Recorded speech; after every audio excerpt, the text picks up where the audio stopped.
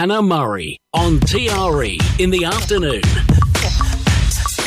Good afternoon. Joining us on the line now is psychic, spiritual medium, hypnotherapist and crystal healer Kim Alexis to talk a little bit about her interesting life and her memoir, The Adventurous Spirit. It's a travel memoir of her unfolding spiritual gifts. Welcome to the show, Kim. Hi, Hannah. Thank you for inviting me. Oh, it's a pleasure. Thank you for joining us. So it sounds like you've had a really fascinating life. All the traveling that you did sounds great fun. I wanted to escape England, the dreary weather, and run away. So when I was 17, I decided to apply to be an au pair in Italy. And even though I hadn't actually worked with any children, but anyway, that's how I kind of got to go to Italy at the young age of 17. And it was from there that I met a young girl she was a little bit younger than me actually at the time, and she was a bit of a gypsy, and her name was Miriam, and she was half Tunisian, half Algerian, and I actually spent 3 years living in Italy, and then we ended up traveling together. So that's how the story for the book unfolds. Yeah, amazing. And it was when you were in Italy that you had your kind of first experience of clairvoyance. Tell us about that. So I had been, there's a couple of things. First of all, there was an old lady that lived in the village where I was working at the time, and she read coffee cups, and she was the one that, you would drink your coffee and you turn the cup upside down, let it dry a little bit, and then she would look inside the cup and read the coffee granules. And she was the one that said there's going to be lots of adventures and lots of travel. And at that time, I wasn't, I didn't know. I just thought, I'll probably end up going back to the UK. But then I had an experience where I was reading a book, and the book was on Buddhism, because I was always fascinated in the esoteric and spiritual things, and used to play around with crystals and tarot, even when I was quite sort of in my teenage years. And I was reading a book, and in the book, I thought I had read that there'd been an earthquake in San Francisco. And I put the book down and turned the radio on, and there was a news flash to say there'd been this major earthquake in San Francisco. And I looked back in the book thinking, no, I just read that, but it wasn't in there. Wow. That's amazing. So that was your first kind of experience. So where do you go from there? How do you kind of develop these things? People think that they might have a spiritual side to them, and people say, oh, you should really develop that. How do you go about doing that? Well, we're all, people say to me, oh, you have a gift. And I don't agree with that. We all have intuition. And we all have that feeling of, the gut instinct feeling of feeling you can walk into a place and feel, I don't really like the vibe here. Or you might think of a person and suddenly that person messages you. So we all have intuition. And basically what it is, it's developing our intuition. It's growing it like a muscle. Same way that an athlete becomes a great Olympian, we can develop it to such a point that we can then read people's energy fields, the aura, which we all have, or animals have, plants have. So everything has an energy. So we can tune into that. We can become so developed in our intuition that we can tune into that. And then we can develop even further, where we can actually become mediumistic and connect to loved ones in the spirit world. So it's about raising our frequency and our vibration rather than staying in this dense, technical world. which kind of dumbs us down, actually. Yeah, for sure. So how do you, I'm guessing it's difficult to explain, but how do you connect to spirit, and do you have to turn it off? I mean, have you got kind of spirits coming through to you all the time? Yeah, it's a good question. So, well, we mainly develop through quietening the mind, so meditation. And then there are different exercises that I teach people to do, using tarot cards, using just looking at a person and tapping into what they think or feel about that person, then writing it down.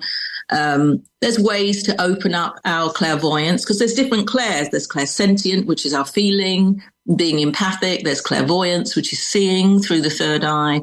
There's clairaudience, which I have, which is hearing spirit. So I hear when I do my readings, and I download sort of what I'm hearing and relay that to the client.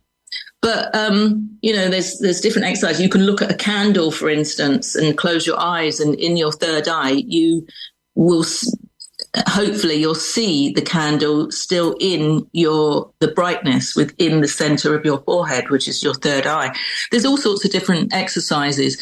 And in terms of switching it on and off, yes, I had to learn that because I could be very easily connected into people and their loved ones that are around them, their spirit loved ones. So it's about learning to get very grounded. So when we are doing these kind of psychic readings, we are raising our energy up. We're opening up our energy centers, which are called chakras, which we have all the way through the body.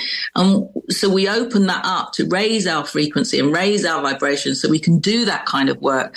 But then we need to shut everything down, because we don't want to be walking around like that. We don't want to be picking up everybody's energy and connecting to spirits all day long. That's extremely draining. So we have to get very grounded and learn to do, again, exercises that are putting us like ropes from our feet going down into the earth and pulling us down, and kind of different exercises like that to get us closed up in a cloak. And there's all sorts of different techniques to do it. Yeah. You must have, I guess, over the years met your fair share of skeptics. What do you say to skeptics? I have, and I've actually been involved in experiments and things like that, because I wanted to bridge the gap between science and psychicness. I have been involved in those kind of things, but to be honest with you, I'm not here to change anybody's mind. I don't get bothered by skeptics. That's, what I say? I say people who understand this and know this are in the club, and people who don't are just not members of the club. Yeah, they're lost. And and as I say, I'm not here to try to convince anyone. But I've had quite a few different people come my way and ask me to prove things, and I have, But I think if you're a skeptic, it doesn't matter how much evidence you give a person, they're still going to go, oh no, she must have been, looking me up or something on Facebook or something. You can tell people things that nobody would know, but they can, if they're a skeptic, they'll always find a way to stay skeptic. Yeah. And I mean, I guess that is one of the easiest things for people to assume if you're doing a reading with someone, that you would, look them up and find information about them. And I guess to you that sort of seems ridiculous, that you probably haven't got the time to do all that kind of thing. Absolutely ridiculous. And I have no need or wants to ever know anything. In fact, when I do my readings, I ask the person not to speak for the first 10 minutes. Yeah. And I just say, because I tune into their energy field, and I tell them things about them, things about their past, things about how they're feeling and what's going on with them currently in their life. And I tell them about their future as well, and I've had people say to me, even before they got home, something that I'd said was going to happen happened on the way home. So, I really don't worry about those kind of people and those things. No. And I mean, it must be fun when a skeptic comes to see you, like if if their partner says, oh, you need to go and see this woman, she's amazing. And they think, oh no, I don't believe any of this. And then you are able to give them some evidence and they feel really comforted by it. Yeah, I mean, that's a good word, comforted, because, really the reason I do what I do on many levels is to bring through evidence of loved ones, that there's no such thing as death, that the soul lives on. And when we do that, it is exactly that. It brings a lot of comfort to the client, knowing, I had a woman come years ago and she was kind of a bit skeptic, and then I told her about her husband who'd passed away, and I told her, and his favourite song, and I started singing the song, and she went, oh my God, that was his favourite song. Oh, wow. And then she was convinced, I mean, well, I don't know anything about that, she was, but if you give specific evidence on something that nobody's going to know anything about, then in a way, they can't deny it. Yeah. I guess. Oh, for sure. I suppose over the years we've seen lots of so-called psychics and mediums on the TV saying things like, "Oh, I've got an M coming through," and when they're picking out letters and things that most people in the audience, "Oh yeah, I know someone beginning with the letter M," and things like that. Really vague information. That doesn't look good, does it? Just not good enough. No. Look, it's like any business. You've got good and bad car mechanics. You've got good and bad dentists. You've got good and bad psychics. It's just the way it is. And also, on that note, for example, I might have somebody come and they have a great reading with me, and they go and tell their mother or their friend, and their friend comes and they don't get a very good reading. Sometimes it can just be the energy of the person that you really align with, and it really works really well. It can be like that too. Yeah. So if a reading doesn't go well, is that kind of down to the energy then? Is there something that a person can do to try and help a reading go well, or does it not work like that? Well, I think that it's always good when the person is more open-minded and has a little bit of an understanding. When we receive information, we don't always receive it the same way as we're having a conversation now. It might be a bit puzzling, the information that comes through to the person, and they might say, well, no, I don't really get that, or I don't really understand that. And then you kind of have to clarify it, and they go, oh, okay, now I understand. It might be something that happened a very long time ago, or something they didn't remember.